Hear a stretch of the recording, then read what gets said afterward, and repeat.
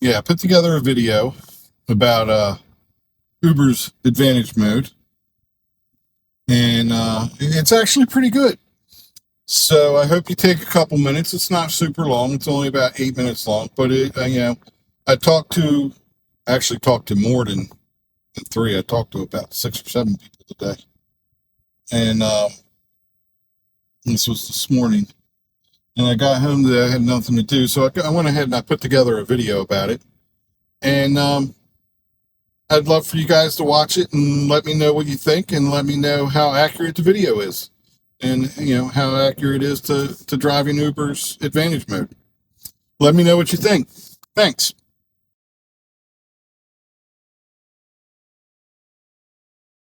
In the sprawling digital landscape of the gig economy, a promise was made. A promise of flexibility, of being your own boss, of controlling your own destiny. But for millions of drivers, that promise is now being rewritten by an algorithm. This is the story of how one new feature, designed to give drivers an advantage, became a system of control. It's 5 a.m. in Los Angeles. Marcus starts his day before the city wakes up. He's been driving for Uber for 8 years. It's not just a gig. It's his livelihood, paying for his mortgage, his daughter's college fund. It used to be simple. Turn on the app, accept a ride, get paid. But a few months ago, everything changed. A notification popped up on his screen. Introducing Advantage Mode. Unlock priority access to higher value rides. He sighs, looking at his phone. Priority access?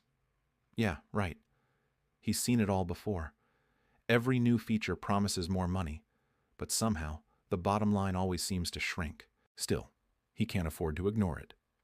He taps Activate. His screen glows, welcoming him to a new tier of driving. Across town, Lena is juggling breakfast and backpacks. A single mom, she drives part-time for Uber to cover the extras. Soccer cleats, birthday parties, the occasional family dinner out. For her, Advantage Mode sounded like a lifeline. Maybe this will help, she had thought. Just a few good rides a day and I can be home for homework. She buckles her son into his car seat for the school run, her mind already calculating the hours she'll need to drive. Meanwhile, Diego, new to the city and to rideshare driving, is optimistic. He sees the app as a game, a challenge. Badges, streaks, levels. It's exciting. He just unlocked the gold tier in Advantage Mode. See? Keep your acceptance rate high and they reward you, he tells a friend on the phone. It's a fair system. You just have to play the game right. In 2025, Advantage Mode was rolled out to over 300,000 drivers across the United States. Uber's internal memos described it as a tool for optimizing driver engagement and network efficiency. To drivers, it was marketed as a pathway to better earnings.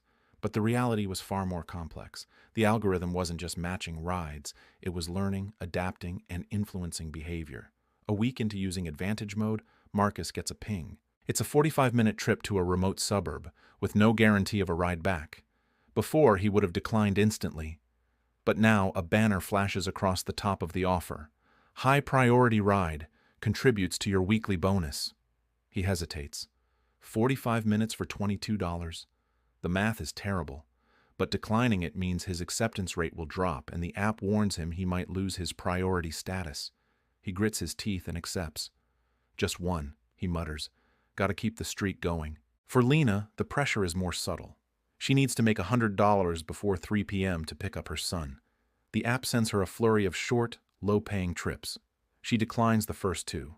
A notification pops up. Your acceptance rate is falling. Keep it above 25% to stay in Advantage Mode. Fear kicks in. What if she gets locked out?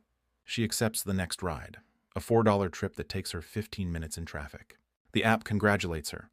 Great job, keep the momentum going. But her earnings barely budge. She feels a knot tighten in her stomach. The clock is ticking. Diego, however, is thriving. Or so he thinks. He's completed a quest, 10 rides in a row without declining, and earned a $15 bonus. Easy money, he texts his friend. He doesn't notice that his average earning per mile has dropped from $1.10 to just 85 cents per mile. Remember, the federal government tells us that it costs us 70 cents per mile to drive our cars. That means he is only making 15 cents per mile. The gamified interface, with its celebratory animations and progress bars, masks the declining returns. The app tells him he's a top driver, a diamond partner. He feels a sense of pride, of accomplishment. He's winning. The system's design is a masterclass in behavioral psychology. Phrases like, "You're only 2 rides away from a bonus," trigger a cognitive bias known as the goal gradient effect, where effort increases as a goal gets closer.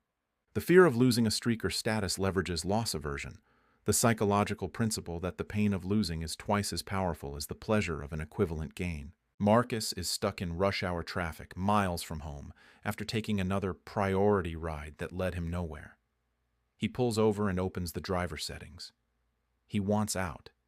He finds the option to turn off advantage mode. He taps it. A warning screen appears. "Are you sure? Turning this off will reset your status and you will no longer receive priority for high-value rides."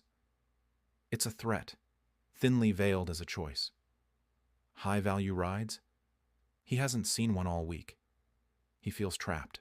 Turning it off feels like admitting defeat, like falling behind. With a heavy heart, he cancels the action and puts the car back in drive.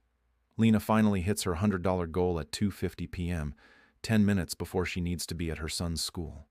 She's exhausted. She drove for 6 hours straight, accepting nearly every ride the app sent her. She used to make that in 4. As she pulls up to the school, her phone pings again. "Don't stop now. You're on a hot streak. The next ride could have a big tip." The app doesn't know she's a mother. It doesn't know she's tired. It only knows how to keep her moving. She turns the app off, her hand trembling slightly. The joy of hitting her goal is gone, replaced by a hollow feeling of being used. The breaking point for Diego comes during a Saturday night surge. He expects to make a fortune, but advantage mode keeps sending him priority requests from 20 minutes away outside the lucrative surge zones. He accepts them, believing the app knows best. But as he drives away from the city center, he sees the red surge map fade on his screen. The priority ride pays him a standard rate. After 3 hours and only $40 in earnings, the illusion shatters. He pulls over and looks at his trip history, really looks at it for the first time. The numbers don't lie. He wasn't winning. The game was playing him. Marcus, Lena, and Diego. 3 different drivers from 3 different walks of life all led to the same conclusion. One evening, Marcus finds himself in an online forum for drivers. A post catches his eye. Is anyone else feeling manipulated by advantage mode? The replies flood in, hundreds of them. Stories just like his. Stories like Lena's and Diego's. He sees a comment from a new driver, full of frustration and confusion. It's from a user named Diego Rides LA. Marcus starts typing. "You're not alone. They sell it as an advantage for us, but it's an advantage for them. They're using our own psychology against us, training us to accept the rides they want, not the rides we need. It's not about making more money. It's about creating a compliant workforce." He hits post. For the first time in weeks, he feels a flicker of control. The system was designed to isolate them, to make each driver feel like their struggles were their own fault. But here, in this digital space, they were finding a community. They were realizing they weren't just data points.